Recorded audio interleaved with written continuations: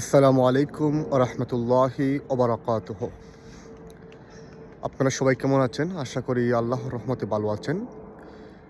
আপনাদের অনেকে আমাকে একটা বিষয় প্রশ্ন করেন যে আপনাদের পেটে গ্যাস হয়েছে, সেই গ্যাস থেকে মুক্তি পাওয়ার জন্য কি করতে হবে, বা এই যে গ্যাসগুলা হলো, পেটে গ্যাস হলো, সেই পেটে গ্যাস হওয়ার কারণগুলি আসলে কী? আমি আজকে আপনাদেরকে আপনাদের পেটে গ্যাস হওয়ার কারণসমূহ বিস্তারিতভাবে বর্ণনা করব। আশা করি আপনারা সম্পূর্ণ ভিডিওটি দেখে থাকবেন। ইনশাল্লাহ আপনারা ভিডিওটি সম্পূর্ণ দেখলে উপকৃত হবেন। প্রথমত, আমাদের পেটে গ্যাসের সমস্যা হয় একটি কারণ। সেই কারণটি হচ্ছে আমাদের যে খাওয়া দাওয়ার অভ্যাস, সেই আমাদের খাওয়া দাওয়ার অভ্যাস থেকে মূলত আমাদের পেটে যে গ্যাস, সেই গ্যাসের সমস্যাটা বৃদ্ধি পায়। যেমন আমরা অনেক সময় খাবারের সময় আমরা খাবার খাই, তার পাশাপাশি আমরা বাতাস গিলি। এই জিনিসটা আমাদের কী করে? আমাদের পেটের গ্যাসকে বৃদ্ধি করে দেয়। আবার অনেক সময় দেখা যায় গ্যাস তৈরি করে এমন অনেক খাবার আমরা খাই, যেমন আমাদের অতি পরিচিত একটা সবজি বাঁধাকপি, ফুলকপি, বিনস, এমনকি আমরা যে ডাল খাই, সেই ডালটাও কিন্তু এই যে আপনার পেটে গ্যাস বৃদ্ধি, এই জিনিসটা করতে সবথেকে বেশি গুরুত্বপূর্ণ ভূমিকা পালন করে।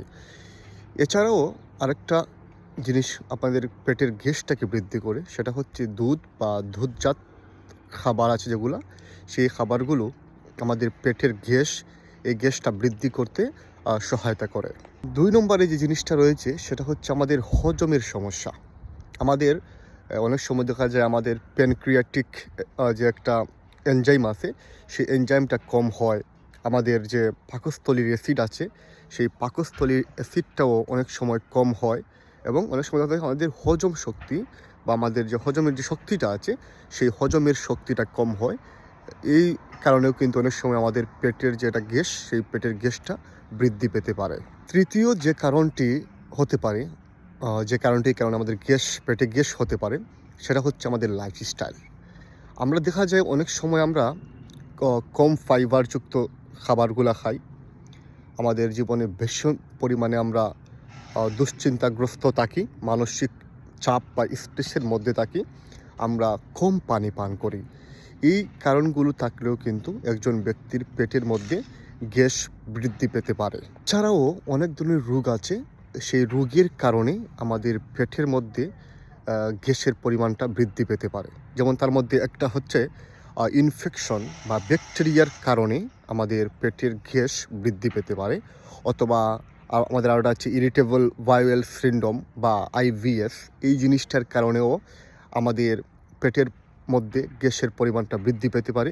অথবা আমাদের আরও ইম্পর্টেন্ট জিনিসটা হচ্ছে যে গ্যাস্ট্রোএসোফেজিয়াল রিফ্লাক্স ডিজিজ বা আমাদের জিইআরডি, এই জিনিসটার কারণেও আমাদের পেটের মধ্যে গ্যাসের পরিমাণটা বৃদ্ধি পেতে পারে।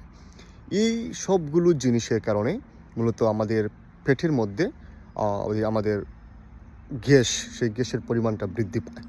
আমি আশা করি আপনারা প্রত্যেকটি বিষয় সম্পর্কে, প্রত্যেকটি কারণ সম্পর্কে জানতে পারছেন।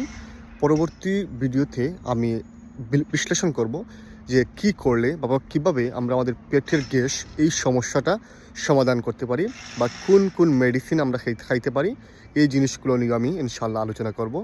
আশা করি আপনারা আমাদের চ্যানেলটাকে সাবস্ক্রাইব করে দেবেন, এবং এই রকমের দরকারি ভিডিও পেতে অবশ্যই আমাদের ভিডিও সাবস্ক্রাইব করবেন চ্যানেলটি, এবং আমাদের সাথে সবসময় থাকবেন। আসসালামু আলাইকুম ওয়া রাহমাতুল্লাহ।